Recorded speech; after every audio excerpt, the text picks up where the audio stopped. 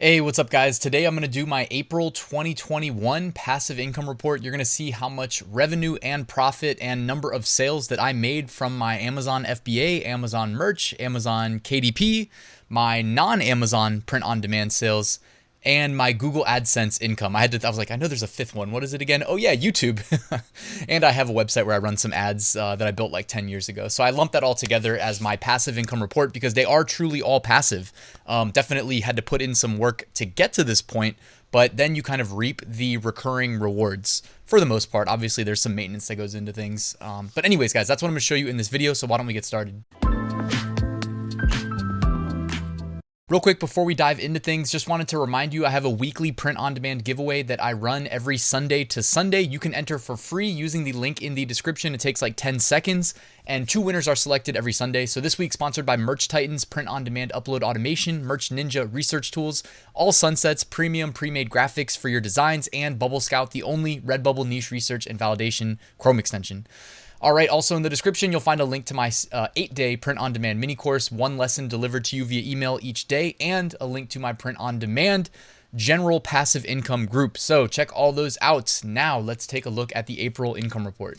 Let's start by taking a look at my Amazon FBA sales. So I did 456 sales, bringing in $11,874 of revenue. And of that, I got to keep $2,089 of profit. My gross margin was 17%. And right now, I'm still having issues with keeping my stuff in stock. I've got a big shipment of multiple best-selling SKUs coming in soon. Just paid my freight forwarder a couple of weeks ago, so I cannot wait for that to get in because then you're going to see these numbers spike big time. But right now, it's mainly like the charge is being led by primarily one seasonal SKU that I sell. And it's currently entering the season, like kind of spring, summertime, where the demand spikes. However, it's very competitive. So my margins aren't that high. So, 17% gross margin kind of explains why it's a little bit low because this product, it's hard to squeeze a lot of money out of it when there's so much competition. Besides that, I mean, there isn't too much really to say. Like things are going to be looking much better very soon. I guess if anybody was following when I said I had to deal with hiring a lawyer and going back and forth with the #1 retail brand of my best-selling brand, let's just say that. Like I'm best-selling Amazon brand, they're the best retail brand. Eventually we clashed.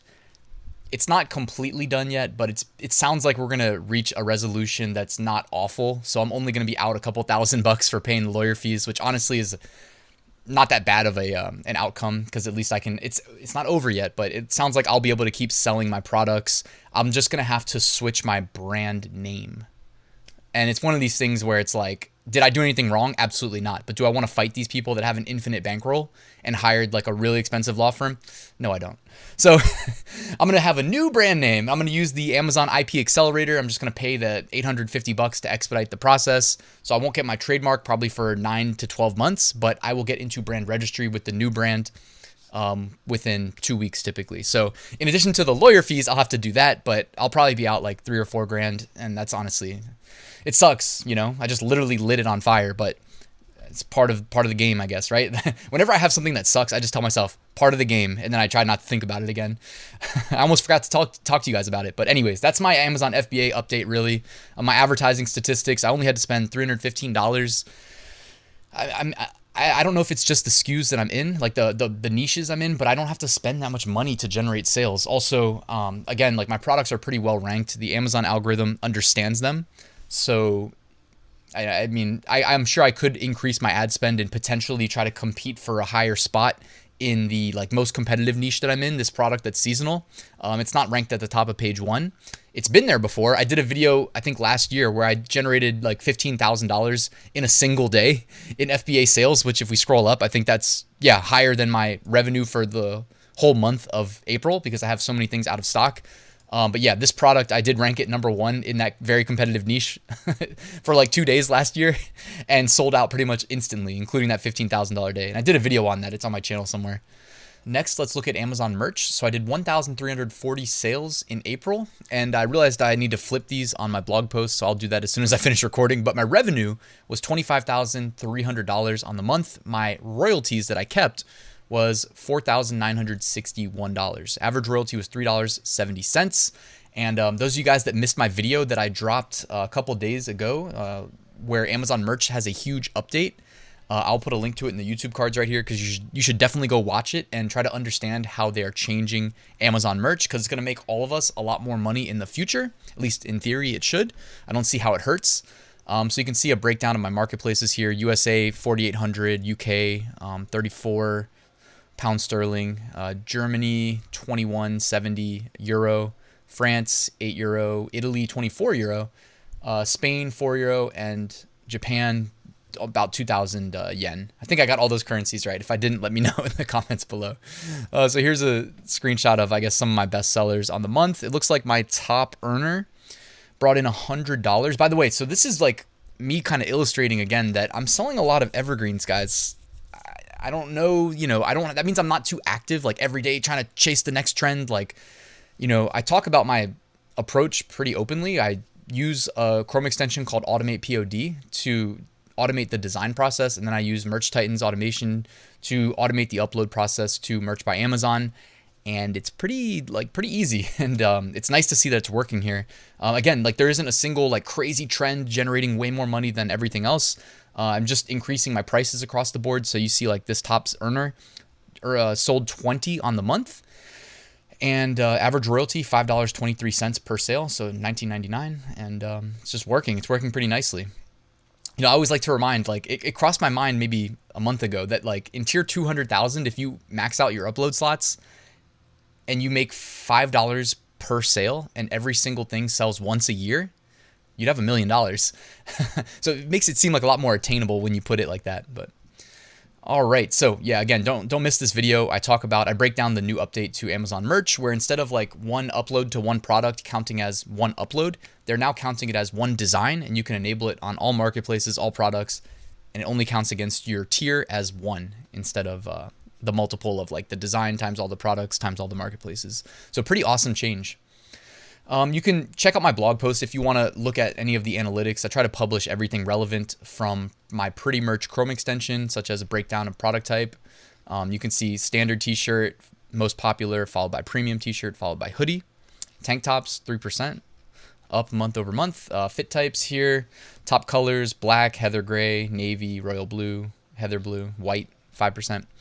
And you can see now that they changed how the uploads work, my current uploads went from about what would be about 160 something thousand down to 140,000 designs. So this is the new structure.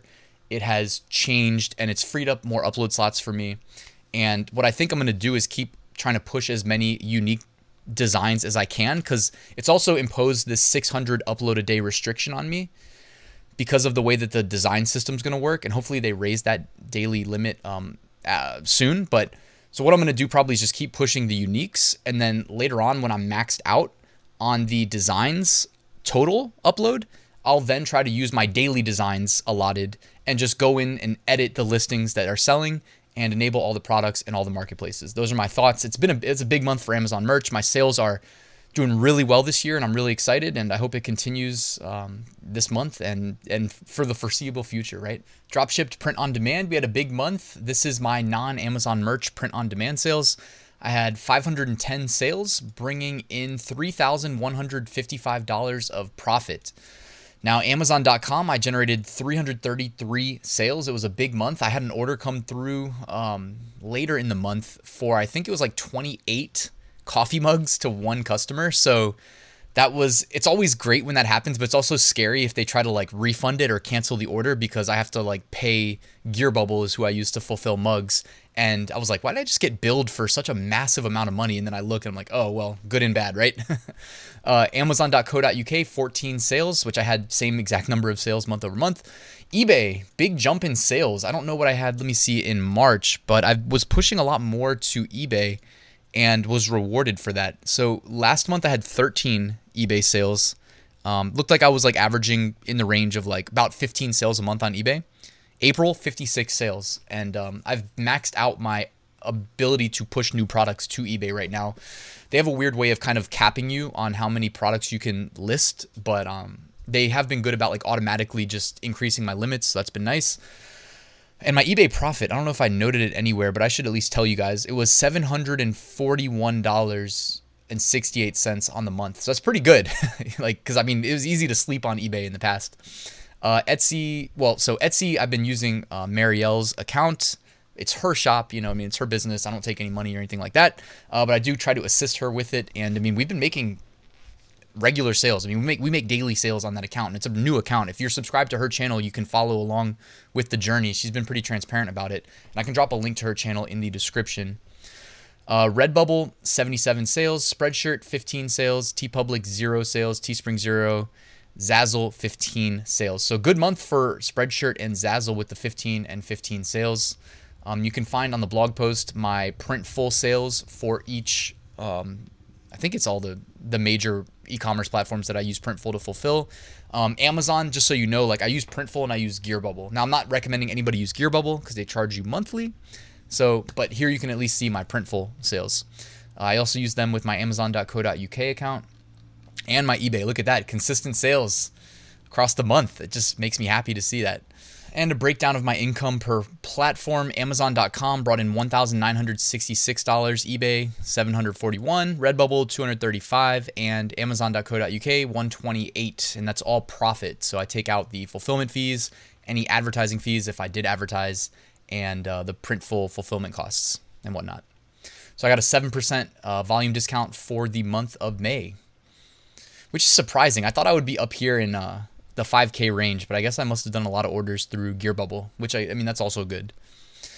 All right, let's look at KDP. So not a outstanding month for KDP. I did 55 sales, bringing in $105 of profit, and average royalty $1.92. Now look out for a video coming for KDP on my channel because Power KDP released a new tool, and I am excited to test it out. I always test it first, make sure that everything works and that I have like a reason to use it before I talk about it. So I do have a plan though for using this tool. And by the way, Power KDP is what I use to automate my KDP uploads. Anybody that's done KDP watching this, you already know how brutal the upload process is. So automation is really nice. One reason why my KDP sales might be down just because I've been prioritizing Amazon merch, trying to fill up these upload slots. And I can't really, like the way I used to do my KDP was overnight, but now I've been running my Amazon merch uploading overnight, and I can't run them both at the same time because it'll just hit me with throttling and they'll work against each other basically. So it's not worth it at all. Let's take a look at the breakdown by marketplace. So US brought in $71, United Kingdom $20, Canada $7.75, and Germany $6.33. And then when you publish to KDP, guys, you get published on, Amazon UK, Amazon Germany, France, Spain, Italy, Canada, and Japan. So all the major marketplaces. So it's a great way of getting wide distribution. And again, it's print on demand books. So what's not to like? And you don't have to do low content. I know people that like pay people to basically write books and then they just market them and they make a killing. So lots of ways to make money with KDP, guys. All right, to round it all out, let's look at Google Ads. So I brought in $4,376 in total on the month. YouTube dropped month over month. But it's funny, man. It's like, I don't know if it's seasonality. I don't know if everybody just feels like there's no need to work anymore because the government's just giving them free money. I don't know. I'm just saying that like my niche is clearly about how to make money online. And there are periods of time where it's trending and there's periods of time where it's not trending. And certainly this past month of April, it didn't seem like it was trending. So I guess everybody's good with what they got. YouTube though, $4,072 of ad revenue. Website that I run, that I built in college, $303.96. I'm considering splitting from Google Ads because, every now and then I get emails from other ad companies that say they can basically pay me more, which I know I do get a lot of traffic, so I should be probably making more. Granted, the niche that it's in is probably not like the most valuable. Anyways, we'll see. I may, if I have time, which I don't have much of lately, swap my ads to this other ad network and see what happens. All right, so you can find on my blog post, like this is my AdSense chart, and you can see it spikes. Oh, this is from the website only, not YouTube. And if you scroll a little bit further down, you can see the Google Analytics for the website here. What else do I have? I got my YouTube Analytics. You can see that the month of April was not great, relatively speaking. Views down, watch time down, subscribers down, revenue also down. But you know what? It is what it is, guys. Like things are going to ebb and flow. I think that's just how life works. So hopefully May will be a bigger month, but either way, I'll be here cranking out that content for you guys. So make sure you're subscribed. That always means a lot. And yeah, Social Blade, you can see here. It's a website where you can track like your social media gains and whatnot. I use it to track YouTube. And I've got 67,100 subscribers. Thank you to all you guys at the time of recording this. All right, let's come back up here to the top of the blog post. And top earners in order are Amazon merch, $4,961. Google Ads, $4,376. Then dropship print on demand, $3,155. Amazon FBA, $2,089. Of course, that number is going to go up as soon as those shipments get in. But this is why I always talk about diversifying, because it's not uncommon for FBA in the past to be my leading income generator. And then, you know, a month like this where it's not because I don't have a lot of inventory in stock, well, the other ones pick up the slack, so it all works out. And Amazon KDP, $105 generated of profit for a grand total of $14,688 on the month. And, you know, I don't like to invest too often in highly speculative assets, but I did purchase a pretty substantial investment into this, like, again, highly speculative cryptocurrency altcoin. You know, I was publicly bullish about Bitcoin with you guys back in like November of last year, and actually a little bit before November, but that's when I came out with a video. And I'm not gonna like publicly tout the cryptocurrency that I bought, but it's because it's like a really speculative altcoin. I wouldn't want anybody to like lose a bunch of money and be mad, but so far so good. Like looking at the chart when I bought in, it was like a very bullish chart. And I was able to like 3x my money already. Granted, it's not really 3x until you sell and get your USD out, because the cryptocurrencies are currently propped up by a lot of hot air. But I did just want to let you guys know that, you know, unless everything crashes, like you may be able to still make some decent money on some speculating with these highly volatile cryptocurrencies. A lot of the big ones at the top are a little bit less volatile, but the small ones definitely highly volatile. That's my thoughts, guys. I mean, that's really it. I'm excited for May. I'm excited to see my Amazon FBA numbers pop back up. I'm excited to see what this crypto investment ends up doing, since it's had such a nice return in a very short span of time. And that's really it, guys. I'm going to keep the YouTube videos cranking out, so make sure you like and subscribe to the channel, and I will see you guys soon.